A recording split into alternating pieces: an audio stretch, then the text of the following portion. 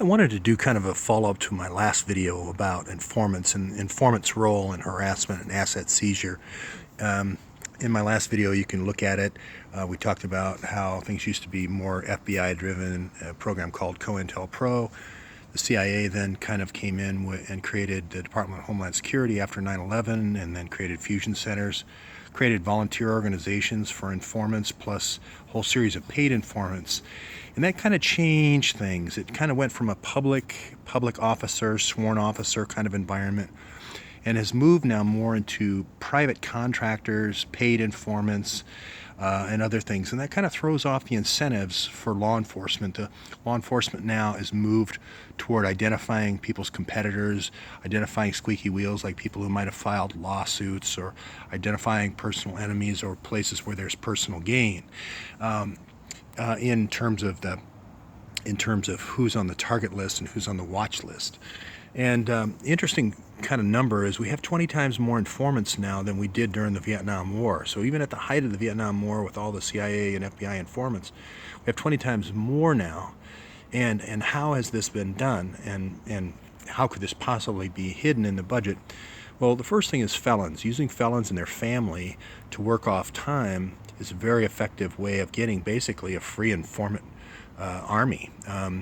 Not only do you get a day off when you go out, instead of being behind bars, you go out and be an informant for one day, you get a day off. But if you enlist your family, your brother, your brothers, and maybe your wife, and even your kids, you can get more time off. So very quickly you can work down your sentence. So this has been the Department of Justice's very effective method here. Can't remember the exact time, but it's basically a compensating service or something like that. The other way to do paid informants is through all the different social programs that are offered. Social Security disability insurance is just one of the ways, but if I can help an informant, a person who's maybe kind of down on their luck, or maybe homeless, if I can help them get into Social Security disability insurance, or a group like Narcotics Anonymous, or some of the other groups that'll pay rent, pay food, get them an oral, food stamps card, etc. That is also another great area of way of building up your informant force.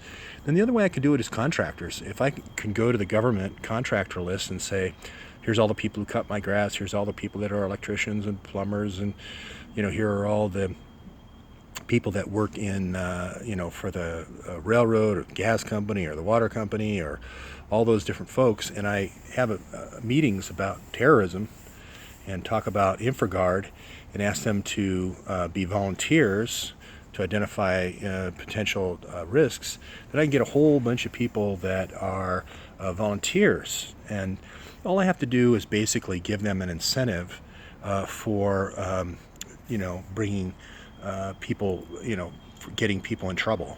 It's kind of like having a private police force or a private prison. If you paid people with the incentive of every time they arrested someone, you're going to get a lot more arrests. And there actually is incentives in place for these informants to get rewarded when they seize assets. So we've got this kind of informant asset seizure loop going on here with all these folks. Not so much these folks, because I think they probably think they're being pretty patriotic, but there's kind of this odd incentive to